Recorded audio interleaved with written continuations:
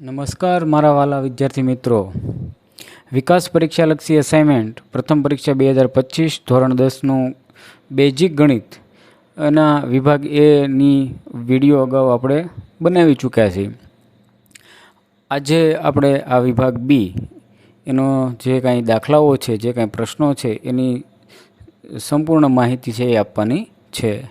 વિદ્યાર્થી મિત્રો, સૌથી વધારે માર્ક્સ પ્રાપ્ત કરવાની ચાવી એટલે કે આ વિકાસ પરીક્ષાલક્ષી અસાઇનમેન્ટ અને એની અંદર જે આપેલા જે તમામ ટોપિકો છે તે રહેલા છે. વિદ્યાર્થી મિત્રો, વિડીયો અંત સુધી જોજો અને જો તમે એવું ઈચ્છો કે મારે આની પીડીએફ પણ જોઈએ છે તો મને કોમેન્ટમાં જણાવજો, જેથી કરીને એની પીડીએફ છે પણ હું આપીશ. એ પહેલાં આપણે વિભાગ બીમાં જે કાંઈ દાખલાઓ છે કેવા કેવા પૂછાઈ શકે તેની સરસ માહિતી છે આપણે જોઈએ. તો તમે જોઈ શકો છો તો વિભાગ બીની અંદર આ બધી માહિતી છે. એમાં એવું પૂછાય કે નીચે આપેલા પ્રશ્નોના ગણતરી કરી જવાબ આપો. એટલે કે 13 પ્રશ્નોમાંથી કોઈ પણ 9 છે એ લખવાના છે અને 2 માર્કનો છે. એટલે પ્રશ્ન ક્રમાંક 25 થી 37 સુધી તમારે છે ગણતરી કરીને દાખલા આપવાના હોય છે.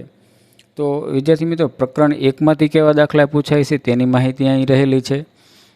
1, 2, 3, 4, 5, 6, 7, 8, 9, 10 સુધીના જે કાંઈ પ્રશ્નો પ્રકરણ 1માંથી જે પૂછાવાના છે તેની માહિતી છે એ આપેલી છે.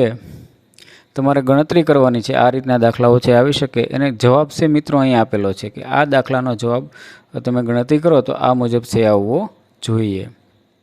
ત્યારબાદ પ્રકરણ 2ની અંદરથી પૂછાય એવા આ પહેલો દાખલો, બીજો દાખલો, ત્યારબાદ અહીં 3, 4, 5, 6 તો 6 દાખલાઓ પ્રકરણ 6માંથી પણ પૂછાઈ શકે. એનો જવાબ પણ છે મિત્રો અહીં દર્શાવેલો છે. ત્યારબાદ પ્રકરણ 3ની ચર્ચા કરીએ તો એમાં દાખલા પૂછાઈ શકે. તો આ 1, 2 અને 3 એ પ્રકરણ 3માંથી પણ પૂછાઈ શકે એવી પૂરી સંભાવના છે. એનો જવાબ અહીં દર્શાવેલો છે. ત્યારબાદ પ્રકરણ 5ની ચર્ચા કરીએ તો એનો દાખલો આ બીજો, ત્રીજો, ચોથો, 5, 6, 7, 8, 9, 10 તો પ્રકરણ 5ની અંદરથી ઘણું બધું પૂછાઈ શકે છે. એનો જવાબ પણ મિત્રો અહીં આપેલો છે. ત્યાર પછી પ્રકરણ 6ની ચર્ચા કરીએ તો એની અંદર પણ 5 દાખલાઓ છે આપેલા છે. તમે 1, 2, 3, 4 ને 5 એનો જવાબ પણ છે અહીં દર્શાવેલો છે. કઈ રીતનો એનો જવાબ છે એ તમે અહીં જોઈ શકો છો. ત્યારબાદ મિત્રો આગળ વધીએ આપણે તો પ્રકરણ 7ની અંદરથી પૂછાઈ શકે તેવા દાખલા. તો એની અંદર પણ જો આપેલો બીજો, ત્રીજો, ચોથો, 5, 6, 7, 8, 9 અને 10 પણ પ્રકરણ 7માંથી પૂછાઈ શકે તેવી સંભાવના છે. એનો જવાબ પણ મિત્રો અહીં દર્શાવેલો છે, જે તમે જોઈ શકો. પ્રકરણ નંબર 13 એની ચર્ચા કરીએ તો એની અંદર પણ 1, 2 અને 3 એ 3 દાખલા. ત્યારબાદ ચોથો દાખલો અહીં આપેલો છે, 5મો દાખલો આપેલો છે, 6ઠ્ઠો, 7મો, 8મો, 9મો, ત્યારબાદ 10.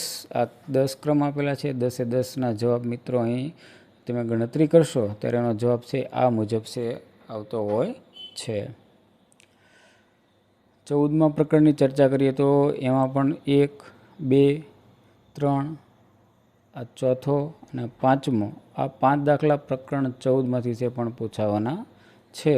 તો એનો જવાબ પણ મિત્રો અહીં છે એ જે છે એ આખો ગણતરી કરતાની સાથે એનો જવાબ છે આવતો હોય છે. તો આ રીતે વિદ્યાર્થી મિત્રો આપણે વિભાગ બીની અંદર જે દાખલાઓ પૂછાય છે તો એ કેવા કેવા દાખલાઓ છે એ પ્રકરણ પ્રમાણેની માહિતી કયા પ્રકરણમાંથી કેવા પૂછાઈ શકે તેવી પૂરી સંભાવનાવાળા દાખલાઓ અહીં છે દર્શાવેલા છે. તમે આ દાખલાઓ જોઈ અને વિદ્યાર્થી મિત્રોની ગણતરી કરજો અને ગણતરી કરીને પરીક્ષામાં ખૂબ સારા માર્ક્સ આવે એવા દરેક છે પ્રયત્ન કરવાના છે. મેં તમને અગાઉ પણ કીધું કે જો તમે આની પીડીએફ પણ માંગતા હો તો કોમેન્ટમાં કહેજો કે એની પીડીએફ જોઈએ છે તો હું તમને છે એ પીડીએફ આપીશ, જેથી કરીને તમને દાખલા ગણવામાં પણ ખૂબ છે સરળતા રહે. તો આ રીતે આ વિડીયો જો તમને ગમે તો વિડીયોને લાઇક, શેર અને સબસ્ક્રાઈબ કરો. અન્ય વિદ્યાર્થી સુધી આ લિંકને છે એ પહોંચાડો, જેથી કરીને તમામ વિદ્યાર્થીઓને છે એની માહિતી મળી રહે. હવે મળીએ આપણે એક નવા જ વિડીયોમાં. ત્યાં સુધી બધા પરીક્ષાની તૈયારી કરો અને ખૂબ સારા માર્ક્સ લાવો એવી ઈચ્છા.